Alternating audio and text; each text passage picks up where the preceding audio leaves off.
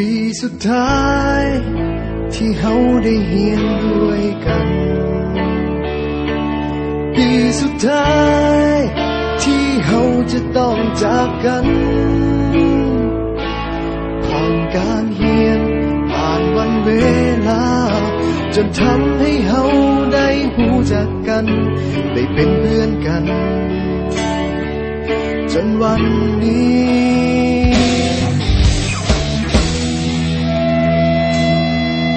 มาถึงม.7 ปีนี้ก็เลยห้องเพลงนี้แทนใจก่อนที่เฮาจะจากไปห่างกันให้ทุกคนจดจำในใจฝากเพลงนี้ไว้ให้คิดถึงกันเมื่อต้องถึงวัน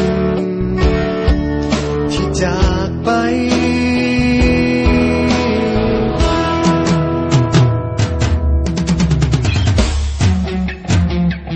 ก็เลยเขียนเพลงนี้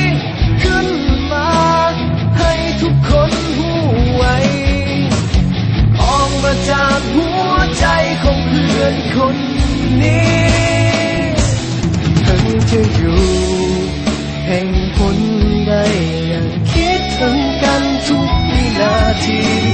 จึงขอมอบเพลงนี้แด่เพื่อนทุกคน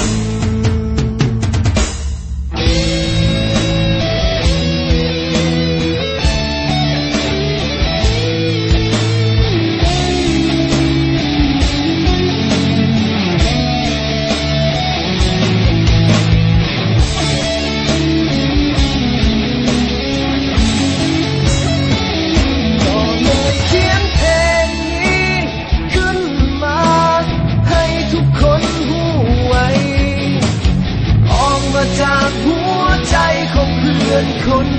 นี้ถึงจะอยู่แห่งผลใด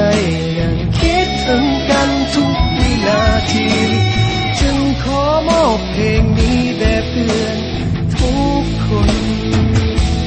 สุดท้ายนี้ที่บอกเอาไว้ถึงจะอย่างใดก็ยังมีคำว่าเฮาคำว่าเพื่อนในวันนี้จะบ่มีวันเก่าพวกเฮาม.7 ปีสุดท้าย